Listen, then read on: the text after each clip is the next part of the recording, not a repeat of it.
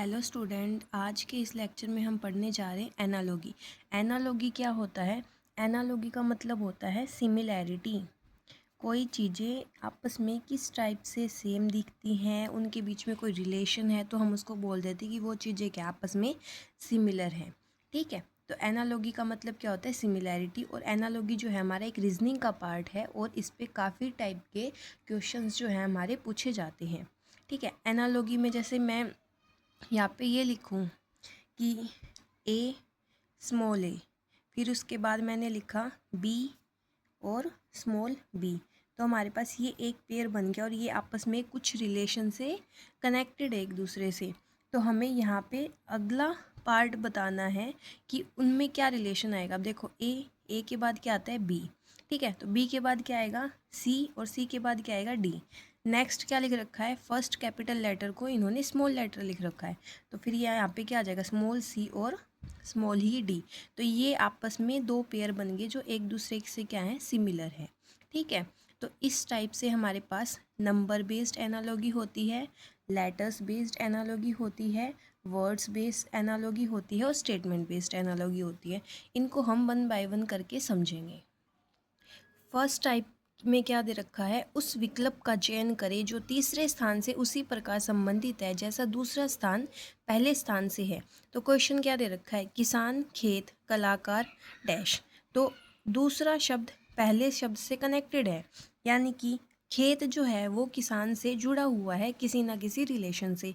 तो हमें बताना है कि कलाकार के साथ यहाँ पर ऐसा क्या लिखे जो जुड़ा हुआ है। अब फील्ड फार्मर से कनेक्टेड है, तो आर्टिस्ट किससे कनेक्टेड होगा? हमें पता है खेत, फील्ड या खेत, खेत में काम कौन करता है? किसान। ठीक है, तो किसान के काम करने की जगह को क्या कहा है? फील्ड। तो किसान का वर्क प्लेस से कनेक्टेड कर रखा है, तो आर्टिस्ट कहाँ काम करते हैं? थिएटर में। तो आंसर क्या आ जाएगा? थिएटर। नेक्स्ट जो हमारी टाइप होती है वो क्या होती है? Statement based. इसमें क्या दे रखा है? Speedometer is related to speed in the same way compass is related to. यानी कि स्पीडोमीटर जो है वो गति से संबंधित है, उसी प्रकार कंपास किससे संबंधित है, हमें ये बताना है। स्पीडोमीटर जो है वो क्या मापेगा? स्पीड यानी कि गति, उसकी कितनी स्पीड से चल रहा है। और कंपास क्या नाप सकता है? कंपास हमारे पैदल चलना भी नहीं बताएगा। कंपास के अंदर सुई होती है पर वो सुई को नापता नहीं है, ना ही रडार को। कंपास से हमें सिर्फ डायरेक्शन का पता चलता है कि हमें नॉर्थ जाना है, साउथ जाना है, ईस्ट जा रहे हैं, वेस्ट जा रहे हैं, किस डायरेक्शन के अंदर हम जा रहे हैं। तो स्पीडोमीटर स्पीड से कनेक्टेड है, वैसे ही हमारा कंपास जो है वो डायरेक्शन से कनेक्टेड है। ये हमारा स्टेटमेंट बेस्ड था। नेक्स्ट टाइप जो है, यहाँ पे क्या दे रखा है इन्होंने? हाथ। हाथ दस्ताने से कनेक्टेड हैं, तो पैर किससे कनेक्टेड होंगे? हाथ, दस्ताने, इनके बीच में क्या कनेक्शन है कि हम हाथों में क्या पहनते हैं? दस्ताने पहनते हैं। तो पैरों में क्या पहनते हैं? मोजे, सॉक्स। तो इसका आंसर क्या हो जाएगा? मोजे। नेक्स्ट टाइप जो एनालॉजी का है हमारे पास वो क्या है? नंबर एनालॉजी की नंबर्स में क्या रिलेशन है।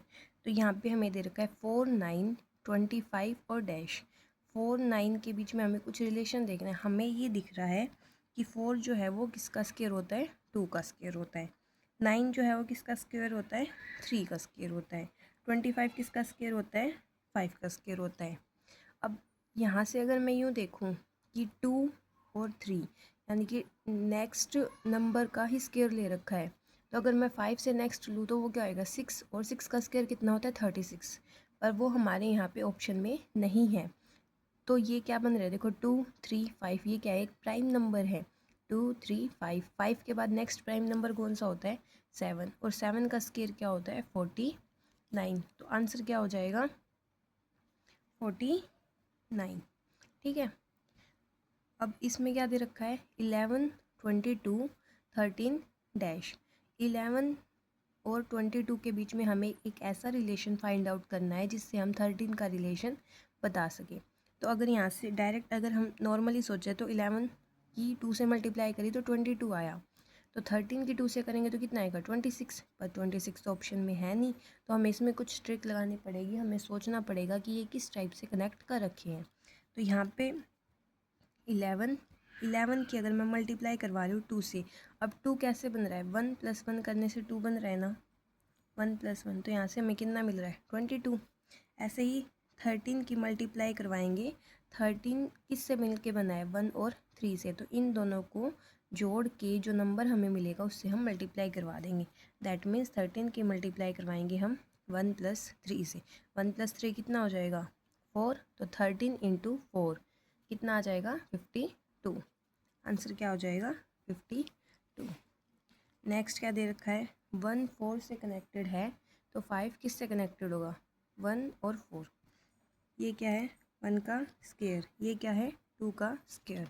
ठीक है, अब 5 का रिलेशन देखना है कि ये किस टाइप से कनेक्टेड है, तो हमें अपना दिमाग लगाना पड़ेगा, सोचना पड़ेगा इन्होंने क्या ट्रिक लगाई है इसके अंदर।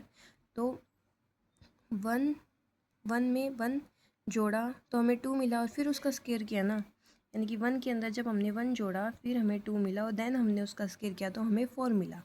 तो ऐसे ही हम क्या करेंगे 5 हमें दे रखा है, 5 के अंदर हम 1 जोड़ेंगे, 1 जोड़ेंगे तो हमें कितना मिल जाएगा 6, और 6 का स्क्वायर करने पे क्या मिलता है 36। तो 5 किससे जुड़ जाएगा 36 से। तो इस टाइप के क्वेश्चन में अलग अलग क्वेश्चन आते हैं, अलग अलग ट्रिक्स लगती है, तो हमें उनको आइडेंटिफाई करना ज़रूरी होता है। और ये हमें किससे पता चलेगा, जितनी ज़्यादा हम प्रैक्टिस करेंगे उतना ज़्यादा हमें अंदाज़ा आ जाएगा कि किस क्वेश्चन में क्या ट्रिक लगी है। नेक्स्ट जो है हमारी लेटस एनालॉगी। अब लेटस एनालॉगी में भी कुछ ना कुछ रिलेशन होगा। अब यहाँ से ए के बाद क्या आता है बी, ठीक है, और सी के बाद क्या आता है डी, यानी कि पहले इन्होंने फर्स्ट को लिखा फिर बीच का छोड़ दिया फिर सी लिखा। ठीक है, यहाँ पे भी बी लिखा बीच का छोड़ दिया फिर डी लिखा। तो ई के बाद क्या आएगा एफ, ई के बाद एफ छोड़ के जी लिखा है ना, तो एफ के बाद क्या आता है जी को छोड़ के क्या लिख देंगे एच। तो आंसर क्या हो जाएगा एफ एच। यहाँ पे एफ एच और एच एफ दोनों लिख रखा है, तो कंफ्यूज ना होए, पहले रिलेशन को चेक करें कि इसमें एक ऐड कर रखा है और इन दोनों के बीच में एक का गैप ले रखा है। तो यहाँ से क्या आंसर आ जाएगा एच एफ। तो लेटर्स एनालॉगी के अंदर भी ट्रिक्स के क्वेश्चन हो जाते हैं कि नंबर कितना रिवर्स करके लिख रखा है, किस टाइप से लिख रखा है, कितना ऐड करके इनमें रिलेशन बनाया है, तो ये सब हमें प्रैक्टिस से ही पता चलेगा।